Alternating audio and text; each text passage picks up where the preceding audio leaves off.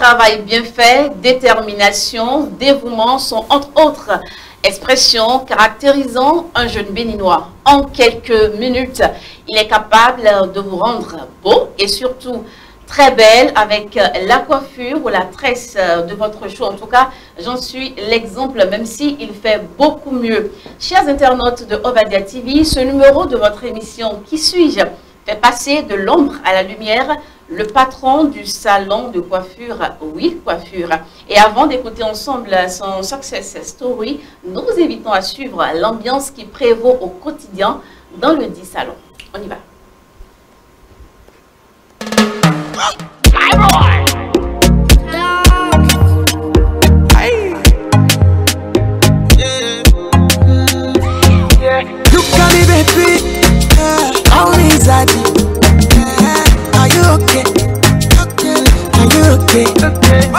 Come to my bedroom, cause I've had it for you.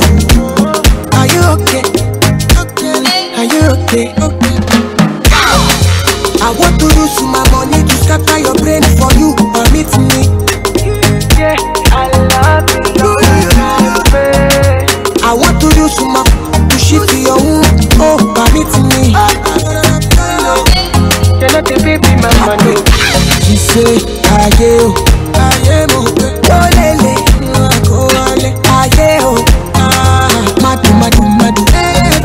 il fait très bien son boulot, il le fait très bien, il maîtrise bien ce qu'il fait et derrière il est très sympathique.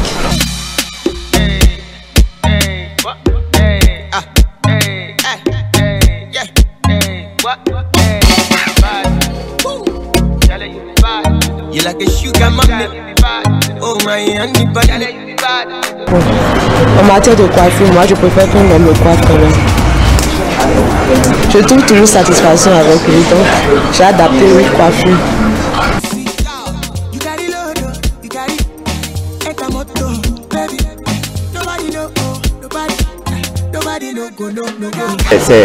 C'est le travail bien fait. Tout d'abord, il aime son travail et il aime faire des recherches. En fait, il ne s'est pas limité seulement au niveau des hommes. Vous voyez? Sinon, ailleurs, au Ghana ou bien en Europe, il y a des hommes qui coiffent aussi les femmes. C'est seulement au Bénin, nous, on voit ça un peu de façon, comment dirais-je, extraordinaire ou bien de façon spéciale, qu'on voit un homme qui touche la tête d'une femme. Sinon, ailleurs, cela ne cause aucun problème. Vous voyez? Il coiffure est parmi les meilleurs.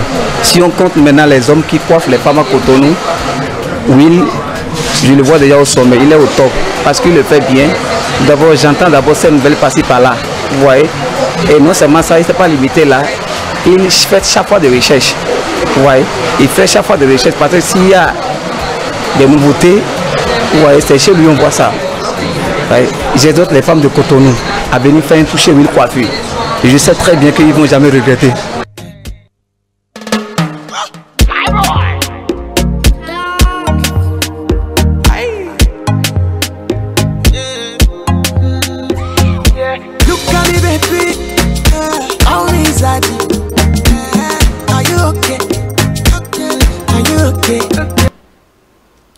Et voilà, nous sommes de retour sur le plateau de Qui suis-je? À l'état civil, on l'appelle Wilfried Melo. Il est donc dans nos murs pour nous parler de sa passion avec la coiffure et surtout la coiffure d'âme. Bienvenue à toi, Wilfried. Merci. Voilà, ta passion a démarré, je peux dire qu'il y a à peu près 15 ans. En quelle année tu as été en apprentissage et comment ça s'est passé? J'ai commencé mon apprentissage vers les années 2004. En 2004, tu t'es inscrit en apprentissage homme ou bien en apprentissage dame? En 2004, je me suis inscrit en apprentissage homme. Et aujourd'hui, si je suis en train de faire pour la femme, c'est parce que j'ai fait aussi autre formation. Autre formation, comment ça s'est passé? Est-ce que tu as fait combien d'années avec ton patron qui coiffait seulement les hommes? J'ai fait 3 ans avec mon patron. Voilà. Est-ce que c'est après les 3 ans que tu allais t'inscrire maintenant pour la formation en apprentissage d'âme ou bien tu as fait ça en même temps?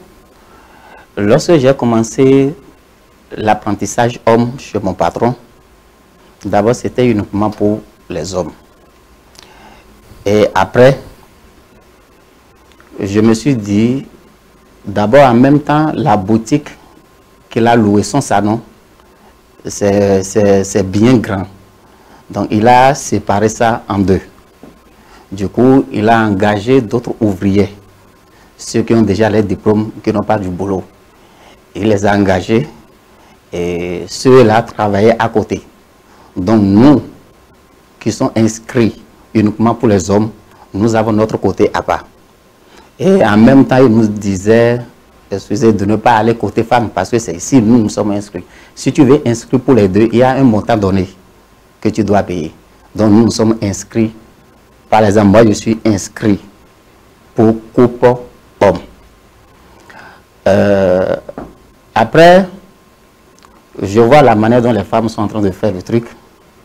Je me suis dit, est-ce que je ne vais pas aussi essayer pour voir comment c'est? Tu as commencé par tricher. J'ai commencé par tricher. Et un jour, il est venu me surprendre du côté homme, du côté femme, là où il nous a interdit d'aller. Et il était fâché. Il m'a même renvoyé, je me suis excusé. Après, compte tenu de ce que je vois avec les filles au salon là, arrivé à la maison, j'essaie de cotiser un peu, acheter des mèches et je reproduis ça sur la tête de mes cousines. Donc c'est après cela, après ma formation chez lui, j'ai fait des demandes d'emploi, je suis allé déposer dans les salons de coiffure. Et c'est comme ça une dame m'a appelé pour toute la première fois. Je suis allé chez la dame, là, et elle a essayé de voir comment d'abord je fais les coupes là, parce que d'abord j'ai déjà essayé ça avec mes cousines, donc je me trouvais déjà bien. C'est seulement avec les cousines à la maison que... C'est seulement avec les cousines que j'ai commencé. Donc, la dame m'a engagé et j'ai commencé par travailler avec elle. D'abord, toute la première fois, elle m'a demandé de faire une coupe qu'elle va voir. Donc, j'ai essayé de faire la coupe, de reproduire la coupe. C'était réussi, ça? Oui, ça a marché. Elle a apprécié. Et en même temps, elle m'a engagé. J'ai commencé par travailler avec lui. J'ai fait 6 mois. 6 mois avec elle. Et après, j'ai demandé à partir. Et c'est comme ça que je suis... Alors, qu'est-ce qui t'a attiré vers la coiffure d'âme? Est-ce que tu t'es dit qu'avec la coiffure des femmes, tu vas te faire beaucoup plus d'argent? Parce qu'avec les hommes, c'est peut-être un petit 300, un petit 500. Or, de l'autre côté, rapidement, en 1 heure de temps, ce n'est même pas ça. Au fait, d'abord, pourquoi j'ai commencé la coiffure? Ce n'était pas mon objectif. Je n'avais pas pensé à tout ça. J'ai commencé la coiffure parce que j'avais perdu les 2 parents dans la même année. Donc pour moi, il faudrait apprendre quelque chose qui peut m'aider, d'accord, à vite s'en sortir. Acheter des instruments avec mes propres sous, à ne pas avoir l'aide de personne. Donc c'est tout ça, moi j'avais pensé d'abord pour commencer coiffure homme. D'accord. Après, lorsque j'ai commencé avec les hommes, d'abord lorsque j'ai commencé par travailler avec la dame en question, mes clients hommes que j'avais là, venaient toujours se coiffer là. Vous voyez? Et la dame aussi a certaines clientes qui venaient se coiffer. Par exemple, si je suis sur la tête d'une femme et que mes clients viennent pour se coiffer, avec les hommes, au plus c'est 20 minutes. Mais avec les femmes, c'est le contraire. Il te faut au moins 1 heure, 2 heures du temps. Mais les hommes ne peuvent pas accepter attendre pendant 2 heures du temps avant de coiffer, faire quelque chose de 10 minutes ou bien 15 minutes. Donc, c'est comme ça que j'ai commencé par... Je ne vais pas dire perdre. D'ailleurs, c'est eux-mêmes qui me demandaient de les orienter. Ailleurs. Vers des coiffeurs qui sont comme moi, voilà. Donc, c'est comme ça, de l'autre côté, j'ai commencé par gagner la clientèle des femmes. Ouais. Et donc, quand tu t'es installé, tu n'avais plus trop de clients hommes? Oui, j'avais beaucoup de clients hommes. Même jusqu'à présent, je coiffe toujours les hommes. Oui, toujours. Jusqu'à présent, je coiffe ceux qui veulent patienter pour... Parce que bon, ils apprécient bien la manière dont je fais ça. Donc, ils attendent pour que je puisse les faire ça. Alors, quand on vient dans ton salon, c'est-à-dire c'est bondé de femmes, beaucoup plus de femmes que d'hommes en réalité. Oui. Alors, tu penses que, qu'est-ce qui les attire en réalité vers toi, vers ta coiffure? Qu'est-ce qu'elles apprécient selon toi? Je ne sais pas exactement, mais je dirais plutôt que tout travail que tu veux faire, avec du sérieux, tu prends vraiment soin de ça, d'accord, et tu arrives à donner le résultat de ce qu'on t'a demandé, pourquoi ne pas avoir de la clientèle? Donc c'est comme ça les femmes viennent chez moi.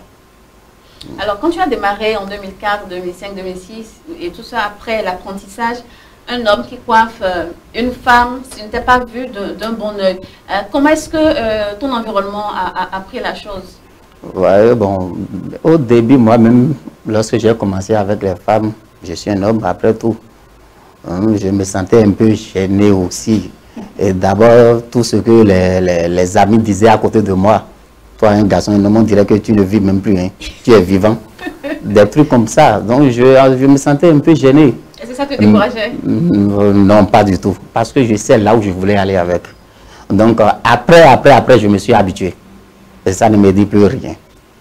Voilà. Ça ne te disait plus rien. Alors, aujourd'hui, comment est-ce que, je ne sais pas, dans quoi est-ce que tu t'es spécialisé en réalité? Lorsqu'on parle de coiffure d'âme. Mon spécialité, je dirais que j'ai pas de... Si je veux parler de spécialité, c'est compte tenu de la tendance de ce qui est sur le terrain.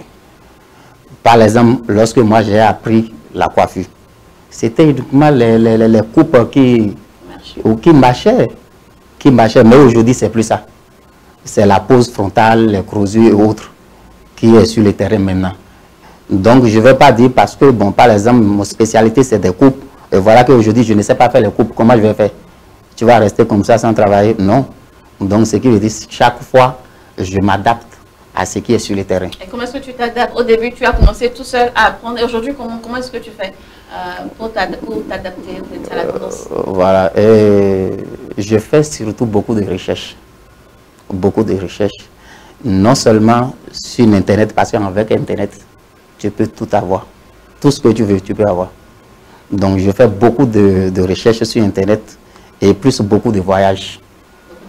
Beaucoup de voyages. Sur ton propre? Oui. Alors, quelle est ta relation avec les autres coiffeurs? Est-ce que vous êtes en association? Comment est-ce que vous vous aidez aujourd'hui? Concernant ma relation avec les autres coiffeurs et coiffeuses et autres, nous avons mis en place des associations. Une manière de se regrouper. D'accord? Au moins 2 fois par mois ou bien une seule fois par mois. Comme ça, on essaye de partager, de dire peut-être des nouveautés, de donner nos règlements, comment ça peut se passer. Donc, parler un peu des nouveautés qui est sur le terrain. Donc, et c'est moi-même, par exemple, qui ai mis cette association en place. Alors, tout à l'heure, tu as dit que tu voyages pour te former. Est-ce qu'on ne peut pas s'auto-former sur le terrain? Est-ce qu'il n'y a pas d'autres coiffeurs, je ne sais pas, plus avertis que toi, vers qui tu peux apprendre davantage ce métier-là? Oui, c'est vrai. Nous sommes au Bénin. Nous sommes au Bénin. Avant de commencer par voyager, j'ai essayé de m'approcher à des gens qui sont dans le domaine. Dans le même domaine que moi, d'accord, qui connaît peut-être encore mieux que moi. C'est ce que moi je dis, parce qu'on ne finit jamais d'apprendre. Et si tu vas par exemple vers eux, pour eux, c'est que tu es venu voler les connaissances, ce qui les donne à manger. Si tu arrives à faire exactement la même chose que maintenant, c'est fini pour eux, quoi. C'est-à-dire, eux, ils ne pourront plus travailler. Donc, j'ai essayé avec 2-3 personnes ici, ça n'a pas marché. Ils n'arrivent pas à montrer, à nous dire la vérité. Il peut utiliser tel col maintenant, et peut-être si tu viens et ils te disent non, c'est autre col ils ont utilisé. Si tu n'es pas un peu intelligent, tu vas dans ton salon, tu appliques ça aux gens, ça donne autre chose. Donc ailleurs, si tu payes ton argent, donc, et ils te montrent en même temps ce que tu veux. Donc moi, avec les formations, ça ne dure que 2 jours, 3 jours, et puis je reviens encore. Alors justement, en parlant de formation, tu as des apprentis dans ton salon. Quel type d'apprentis tu formes? Est-ce que si moi je vais par exemple, je dis, bon maintenant la coiffure m'intéresse, je veux apprendre, est-ce que tu vas m'accepter dans ton salon? Pourquoi pas? On accepte tous les apprentis. L'apprentissage, ça dépend, comme vous venez de le dire. Il y a d'autres qui viennent, c'est pour faire la formation de 3 ans. Nous avons une manière de les former. Il y a d'autres qui viennent faire formation de 6 mois. Nous avons une manière de les former. Même formation de 3 mois aussi. Ce que la personne qui a fait formation de 3 ans peut faire, la personne qui a fait formation de 3 mois aussi peut faire exactement la même chose. Comment? La personne qui veut faire formation de 3 ans par exemple, tu viens, on ne va pas commencer avec toi le même jour. Tu vas observer d'abord tout ce qui se passe. Et après, comme personne ne va même pas te dire d'aller toucher. Oui, avant que tu vas commencer. La personne qui est venue faire formation de 3 mois, le jour qu'elle commence, c'est avec le même jour qu'on commence par travailler avec elle. On le met en même temps sur le chemin, on commence par lui montrer en même temps les nécessaires, ce qu'il faut. Est-ce que c'est parce que celui qui paye pour 3 mois paye beaucoup plus que les apprentis qui payent pour 3 ans? Exactement. Il doit avoir une différence des prix. Donc c'est le business alors. Il doit avoir une différence des prix. Ok, d'accord. Alors, Will Coiffure, je ne sais pas quel type de relation tu as avec tes clientes parce que, je ne sais pas, ta clientèle est faite beaucoup plus de femmes. Est-ce que la relation va au-delà de la profession ou bien ça s'arrête strictement du côté professionnel? Comment est-ce que tu gères? Merci. Nous sommes des hommes. Je suis un homme. Je suis un homme. Ma relation avec mes clientes, c'est uniquement côté professionnel. Ça s'arrête là, point. Bien vrai, je ne vais pas dire que ça n'arrive pas. Il y a certaines filles, d'accord, qui essayent de nous déranger, je vais dire, je ne sais pas. Mais on ne les permet pas. Parce qu'on ne peut pas mélanger le travail avec une autre relation en dehors de ce que je fais. Et quand se mettent à te harceler? C'est pas du tout bien. Moi, je refuse ça. Est-ce que quand cette cliente-là vient dans ton salon après, est-ce que tu la renvoies ou bien tu l'accueilles mal? Non, c'est une cliente, elle a amené son argent. Je ne peux jamais la renvoyer ni l'accueillir mal. Ça ne se fait pas. D'abord, pour dire à cette personne non, que bon, voilà, cette relation, ça ne me plaît pas. Il y a une manière de le dire. C'est pas parce que, bon, voilà, elle me dit, voilà, Willy, je te plais, tout ça, que tu vas dire, non, je n'aime pas ça. D'après, je suis un homme. Si ce n'était pas au boulot, si ce n'était pas là où je la connais, et que c'est une fille qui me plaît, pourquoi pas? Ne pas avoir une autre relation avec elle. Bien sûr. Ouais. Là, c'est la vérité. Est-ce que la coiffure te nourrit aujourd'hui? Est-ce que si on te demandait de changer de métier ou de choisir un autre métier, tu allais accepter? Non.